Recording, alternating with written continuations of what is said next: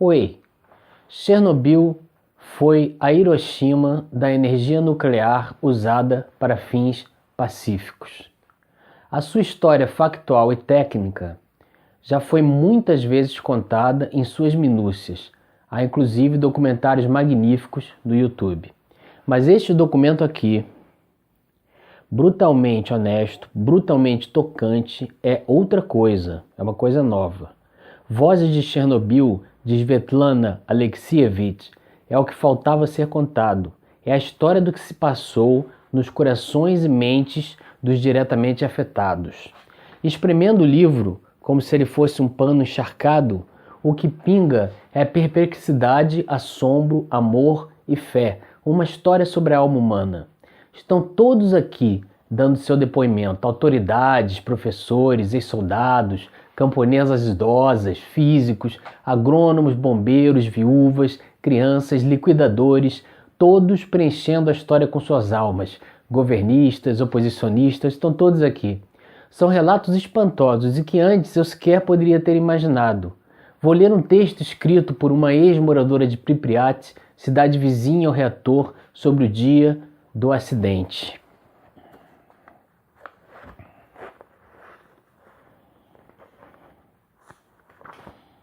Aí vamos, um dos textos que está nesse livro. Até hoje, tenho diante dos meus olhos o clarão cor de framboesa brilhante que o reator parecia emitir de dentro. O reator parecia iluminar-se de dentro. Uma luz incrível. Não era um incêndio comum, era uma luz fosforescente. Era lindo. Se esquecemos tudo, todo o resto, era muito bonito. Eu nunca tinha visto nada igual, nem no cinema, nada que pudesse ser comparado àquilo. À noite, as pessoas se aglomeravam nas varandas. Quem não tinha varanda ia à casa dos amigos, dos conhecidos. Nós morávamos no 9º andar. Tínhamos uma linda vista. Em linha reta, abriam-se uns 3 quilômetros em relação ao reator. Nós levantávamos as crianças nos braços. Veja, lembre-se disso. E eram pessoas que trabalhavam no reator. Engenheiros, operários, havia até professores de física. Estávamos envolvidos naquele pó negro. Conversávamos, respirávamos, admirávamos o espetáculo. Alguns vinham de lugares a dezenas de quilômetros. Chegavam de carro, de bicicleta, só para assistir aquilo. Não sabíamos que a morte pode ser tão bela. O fato é que a tragédia tinha ocorrido e nas vizinhanças do reator, por muito tempo a vida seguiu, precisamente como antes do acidente, absolutamente imutável, desprevenida e idêntica. Havia radiação altíssima por todo lado, e dentro do que é hoje a zona de exclusão, camponeses semeavam a terra, comiam batatas que colhiam, tiravam leite de suas vacas, fabricavam e bebiam sua bebida alcoólica caseira, mantinham o plano para a produção de carne. Como se nada tivesse acontecido. Nas cidades próximas foram mantidos os desfiles de 1º de maio, e ninguém obrigava as pessoas a irem.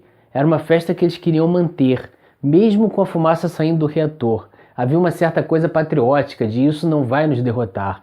Eles encararam a coisa como uma batalha e não como um acidente. Ninguém sabia exatamente as dimensões da coisa. Antes de continuar, devo mencionar uma descoberta que fiz lendo os muitos depoimentos deste magnífico livro. Descobri que meus autores russos favoritos, Tchekov, Gogol, Tolstói, Dostoiévski, Turgenev, entre outros, nunca mentiram. Seus personagens, que antes me pareciam ternos demais, inocentes demais, afetuosos demais, apaixonados em demasia, dados a roubos heróicos, são exatamente como a turma entrevistada aqui. Ou seja, aqueles povos, russos, bielorrussos, ucranianos, têm mesmo fogo romântico em suas veias, uma chama poderosa, são inflamáveis como gasolina, partiram para cima do acidente de Chernobyl, como partiram para cima dos nazistas na Grande Guerra Patriótica. Ou seja, a Segunda Guerra Mundial, como nós a conhecemos. Num arroubo heróico, inocente e desprevenido, iam em mangas de camisa, sem proteção na maioria dos casos e sem compreender de todo o inimigo invisível. Afinal, a radiação não é um panzer, não se pode vê-la. Eles enterravam terra contaminada num canto do terreno, cumpriam essa missão e, em seguida, sem entender realmente a magnitude inédita daquela Hiroshima sem bomba, Deitavam para pegar sol na relva, comiam as amoras altamente contaminadas, pescavam e bebiam leite e aguardente com os camponeses, tudo isso em locais onde a radiação fritava de tão alta nos medidores. Há casos aqui descritos em que o exército tentava evacuar os camponeses. Eles diziam, os camponeses, que não viam fumaça nem fogo, que os passarinhos estavam voando e as vacas dando leite, que o céu estava magnificamente azul e os lilazes perfumados, que não havia guerra, e se escondiam no bosque e depois voltavam para suas terras. E havia áreas também muito contaminadas, sobretudo na Bielorrússia, o país mais afetado, que nem evacuadas foram, porque diante daquele inimigo invisível, nem as autoridades se entendiam. A ficha, para a maioria, não tinha caído. O inimigo era muito mais ardiloso do que parecera e a guerra era de uma natureza nunca vista. Vou ler o depoimento de um chefe distrital do partido, portanto, uma autoridade da época.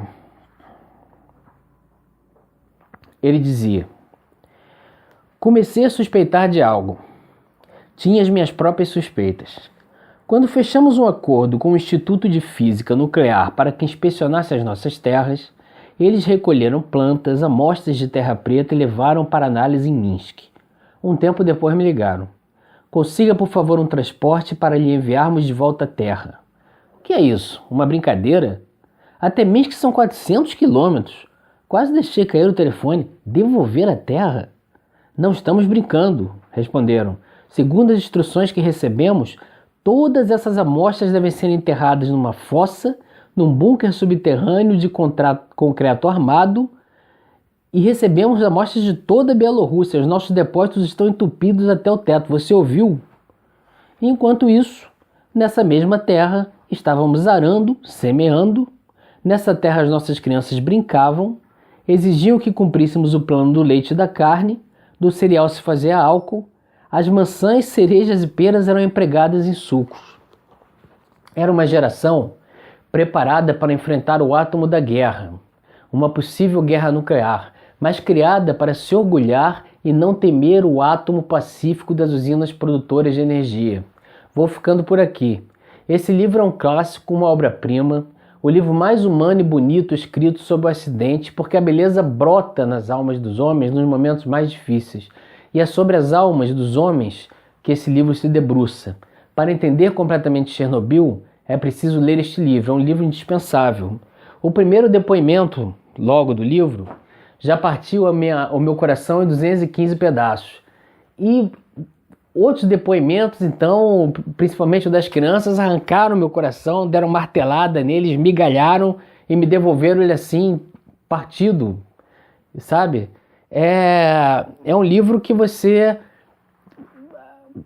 lamenta muito a tragédia das pessoas, mas também há amor, a valentia, a alma, o coração das pessoas.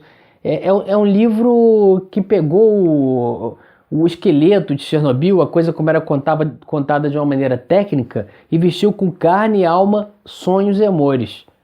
É um livro indispensável. Eu acho que quem quiser entender Chernobyl completamente tem que ler esse livro. Corta.